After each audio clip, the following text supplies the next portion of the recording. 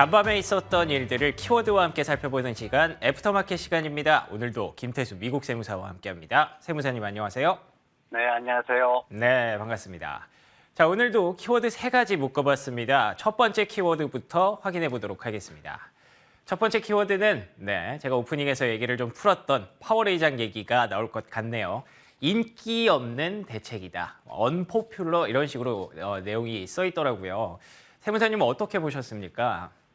네, 파월 의장이 인기가 없는 일을 자기가 하고 있다는 말을 했습니다. 이제 전체적으로 어떤 경제 정책이라든가 이런 것들에 대해서 전망을 내놓는 그런 연설은 아니었어요. 다만 이제 중앙은행의 독립성이나 이런 것들에 대해 가지고 연설을 하면서 이런 얘기를 한 건데, 스웨덴 스톡홀름에서 열렸죠. 그러면서 통화정책 결정을 하는 데 있어가지고 통화정책을 주관하는 기관의 독립성이 단기적으로 정치적인 문제들을 고려하지 않았을 때 어떤 이점을 갖고 있다. 이렇게 말을 했습니다.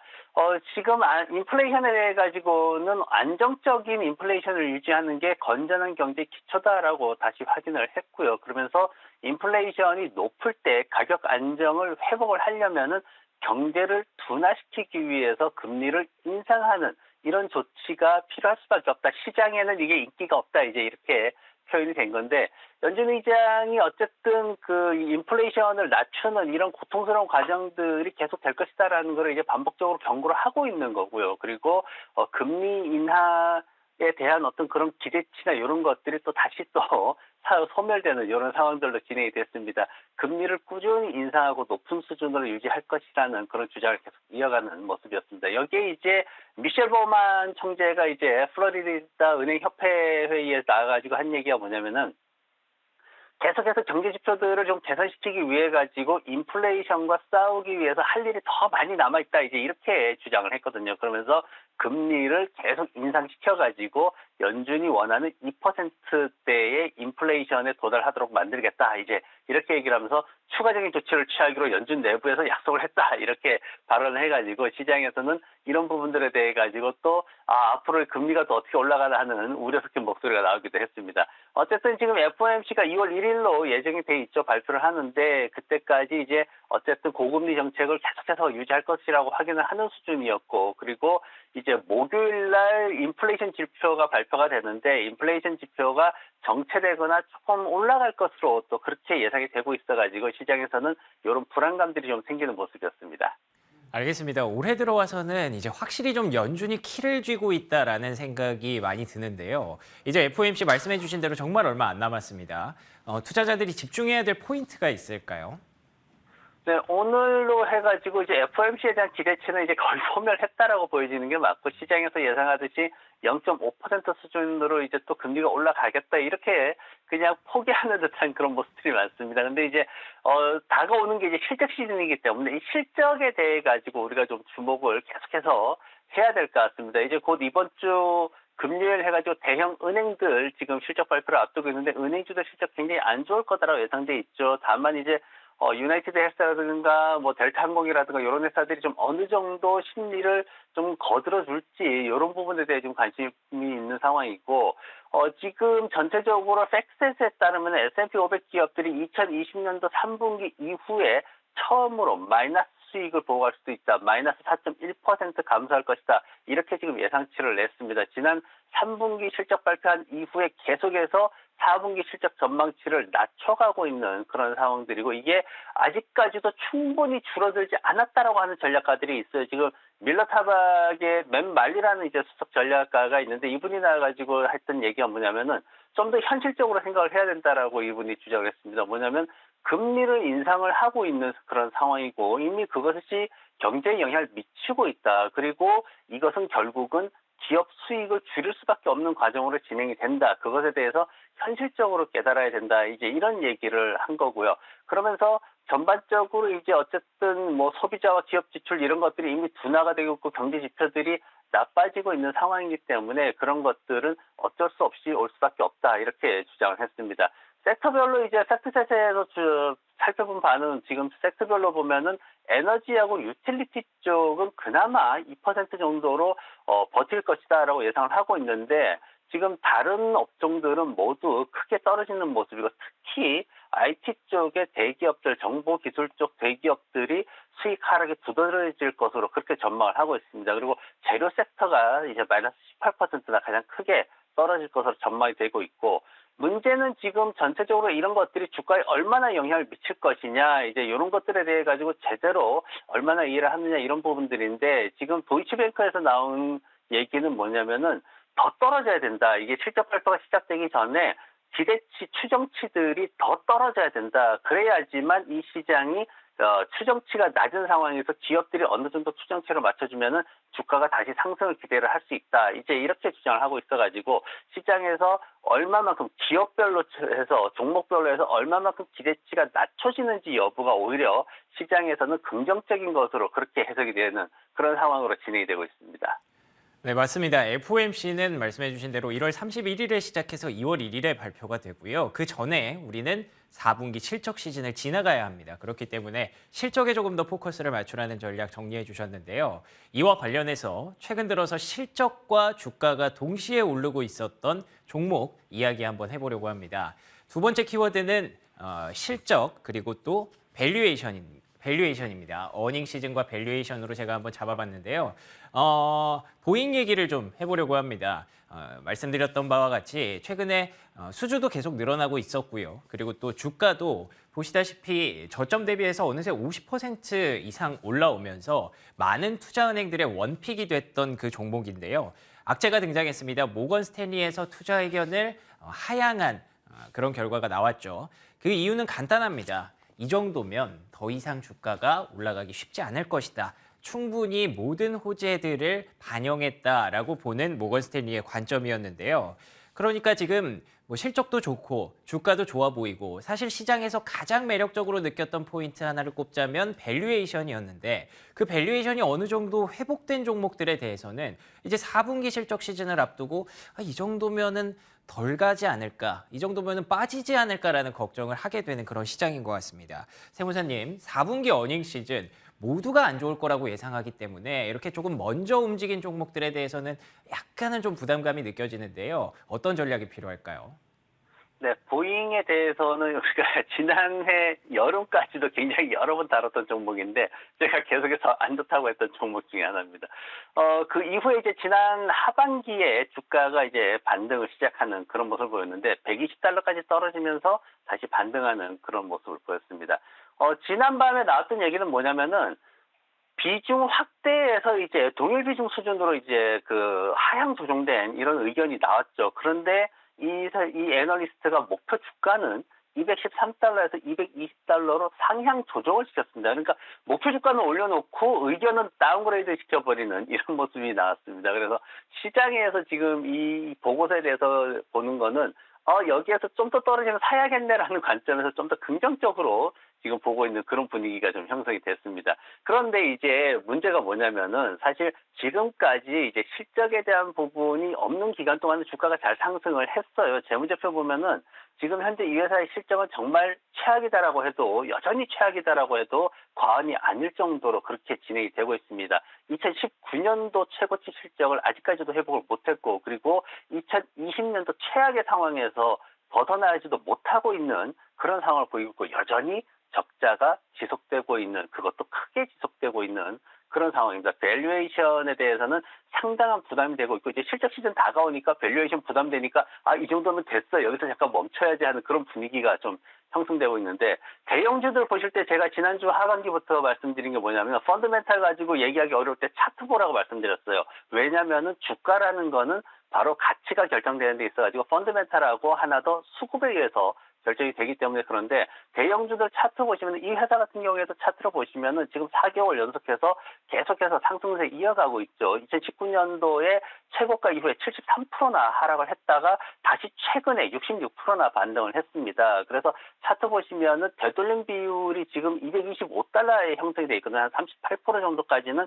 되돌아온다라고 그렇게 평가를 하기 때문에 그러면 단기적으로 225달러 정도가 목표가다라고 볼 수가 있겠고 그리고 지지선이 바닥에 195달러에 형성이 되어 줘야지만 이런 것들이 이제 추가적인 상승이 허용이 되는 거고 영업 안정에 대한 실적이 만약에 4분기에 좀 안정됐다라고 평가가 된다라면 만약에 이제 그렇게 나온다라면은 위에 전고점인 275달러까지도 우리가 기대를 해볼 수가 있습니다. 그래서 차트를 가지고 우리가 투자를 해볼 수가 있는데 주의할 점은 뭐냐면은 차트가 어긋나고 있는데도 자꾸 펀더멘탈에 대한 기대감을 계속 갖다 붙이는 경우가 있습니다. 그럴 때는 철저하게 리스크 관리가 안 되기 때문에 차트 매매하실 때는 정확하고 철저하게 리스크 관리에 집중하신다면은 매매하신 데 큰 부담은 없을 것 같습니다. 알겠습니다. 항상 좋아 보이는 주식도 없고요. 항상 나빠 보이는 주식도 없겠죠. 보잉 같은 경우에도 실적이 그다지 아직까지는 담보가 되지 않았기 때문에 재무제표 개선이 나오지 않았기 때문에 차트에 조금 더 집중해야 되는 그런 상황입니다. 자, 마지막 키워드 한번 보도록 하겠습니다. 마지막 키워드는 플랫폼 변신입니다. 플랫폼 변신과 관련된 이슈는 어떤 이슈가 준비되어 있을까요? 네, 아마존에 대한 얘기입니다. 아마존이 연초부터 다른 대형주들보다 더 많이 상승하고 있는 모습을 보이고 있습니다. 차트 보시면은 다른 애플이나 알파벳, 마이크로소프트 이런 회사들보다도 더 높은 수준에서 지금 최근에 연초 이후에 지금 상승을 하고 있는 그런 모습을 보이고 있는데 이 회사가 이제 이러다 보니까 시장에서 좀 주목을 받는 거죠. 왜냐면은 사실 많이 떨어졌거든요. 한 50%까지 이렇게 떨어지다 보니까 다른 종목들은 25%, 30%대에서 멈췄는데 이 종목만 지금 한 50%씩이나 떨어지다 보니까 오히려 저가 아니냐 이런 관심이 더 집중이 되고 있습니다. 근데 지난밤에 이제 아마존닷컴에서 꽤 쓸만한 얘기들을 내놨어요. 뭐냐면은 프라임 쇼핑 프로그램에 대해 가지고 이제 기존에는 어떤 그 초대를 통해 가지고만 가입을 했는데 이제는 직접 가입을 할 수 있다 이렇게 지금 얘기를 했고 그리고 보너스를 지금 또 리뷰가 그동안은 이제 판매자 사이트에서는 안 보였는데 판매자 사이트에서도 직접 표시되면서 그걸 관리할 수 있는 그런 리뷰를 통해 가지고 구매가 많아지기 때문에 그런 걸 좀 더 확대한다는 정책을 내놨습니다. 사실 이제 아마존은 판매자들을 굉장히 강하게 통제하는 것으로 유명을 합니다. 왜냐하면 과거에 이제 이베이 판매자들 빼돌렸다라는 것도 있었고 소송도 있었고요. 그리고 제로금리 대출을 또 실행을 하면서 판매자들을 통제하려는 정책도 실행을 하고 있습니다. 판매자와 소비자 사이에서 굉장히 강력한 역할을 중요시하는데 이번 정책을 통해 가지고 일종의 플랫폼으로 변신하고 있다. 그렇게 해가지고 어떤 전반적으로 장기적으로 한 25% 정도의 매출도 기대하는 그런 모습을 보이고 있습니다. 알겠습니다. 근데 아마존닷컴이 지난해 굉장히 주가가 부진했던 대표적인 이유가 비용 증가 문제였는데 이 비용 증가 문제 잘 해결을 하고 있나요? 그렇죠. 이제 비용 증가에 대해 가지고 일단 사람을 잘랐죠.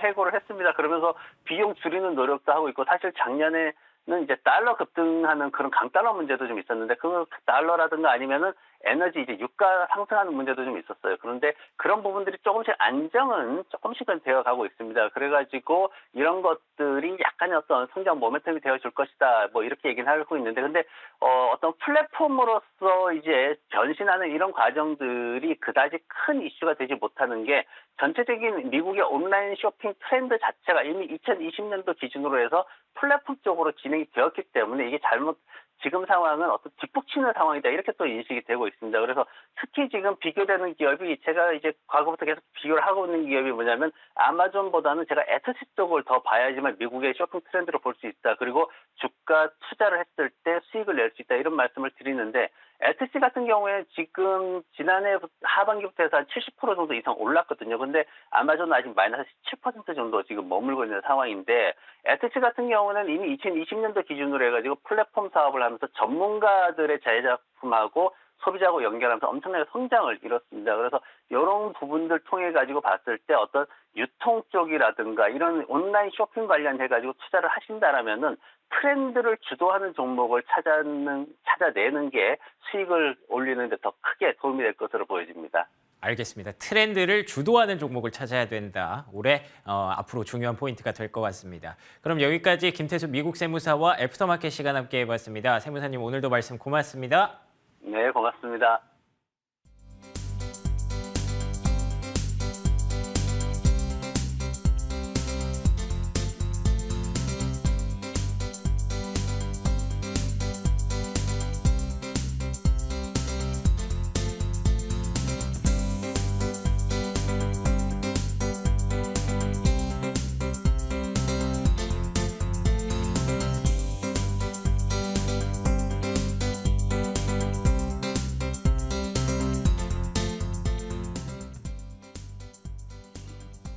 현지 시간 1월 10일 화요일장 마감 상황 전해드리겠습니다. 간밤 뉴욕 증시는 3대 지수 모두 상승하면서 마감했습니다. 다우가 0.56%, S&P 500이 0.7%, 나스닥이 1% 상승했는데요. 시장 움직였던 주요 이슈들 자세하게 짚어보겠습니다. 먼저 섹터 종목별 흐름 확인해 보도록 하겠습니다. 대부분의 섹터가 상승했습니다. 넷플릭스가 4%, 워너브로스 디스커버리가 6%가량 상승하는 등 커뮤니케이션 섹터의 흐름이 좋았고요. 아마존의 주가의 경우에는 연초부터 다른 대형주들에 비해서 잘 오르는 모습입니다. 이날도 약 2.87% 상승하면서 거래를 마쳤습니다. 반면 유틸리티 섹터의 경우에는 빨간불을 켜면서 흐름이 좋지 못했습니다. 종목별 이슈도 자세히 확인해 보도록 하겠습니다. 코인베이스 소식부터 보겠습니다. 코인베이스는 전날 비트코인 등 암호화폐 급등세에 동조하면서 두 자릿수의 상승세를 보였었는데요. 간밤에도 대규모 손실과 감원 계획을 공개하자 13% 급등했습니다. 지난해 손실은 5억 달러에 달했고 전체 인력의 20% 이상에 해당하는 950명을 해고할 것이라고 밝혔습니다. 보잉은 투자 의견 하향 소식에 0.89% 하락했습니다. 모건 스탠리는 보잉에 대해서 투자 의견을 기존의 시장 수익률 상회에서 동일 비중으로 내려잡았는데요. 잠재적인 상승 동력이 부족하고 지난해 말에 65%나 급등하면서 이미 충분히 올랐다고 설명했습니다. 인공위성 발사 서비스를 제공하는 버진 오빗은 14% 급락했습니다. 영국에서 발사됐던 버진 오빗의 인공위성들이 궤도 진입에 실패했기 때문인데요. 장중 1.5달러까지 밀리기도 하면서 52주 신저가를 기록하는 모습이었습니다. 온세미콘덕터는 윌리엄 블레어가 투자 의견을 하향하자 약 0.59% 하락했습니다. 윌리엄 블레어는 온세미콘덕터가 GT 어드밴스드 테크놀로지스와 함께 계속해서 고전하고 있다고 설명했습니다. 이 두 회사는 2020년 실리콘 카바이드 소재 생산 및 공급 계약을 체결한 바가 있습니다. 배드비스 앤 비욘드는 분기 손실이 시장의 예상보다 더 큰 것으로 드러났습니다. 그동안 파산 우려 속에 큰 하락세를 이어왔는데요. 손실 확대 소식에도 불구하고 주가는 약 27.7% 급등했습니다. 유조선 운송기업인 프론트라인은 급등했습니다. 약 25.6% 급등했는데요. 경쟁사였던 유로나브와의 합병을 취소했기 때문입니다. 이 두 기업은 지난해 7월 합병을 발표한 바가 있습니다. 다음은 국제유가 확인해 보겠습니다. 국제유가는 연준의 행보를 주시하면서 상승세를 이어오고 있는데요. 현재는 약 0.46% 상승해서 74.9달러 선에서 거래되고 있습니다. 금 가격은 계속해서 상승세를 이어가서 8개월 내 최고치를 계속해서 갱신해 나가고 있습니다. 현재는 약 0.2% 상승해서 1,881달러 선에서 거래되고 있습니다. 지금까지 뉴욕 증시 마감 시황 전해드렸습니다.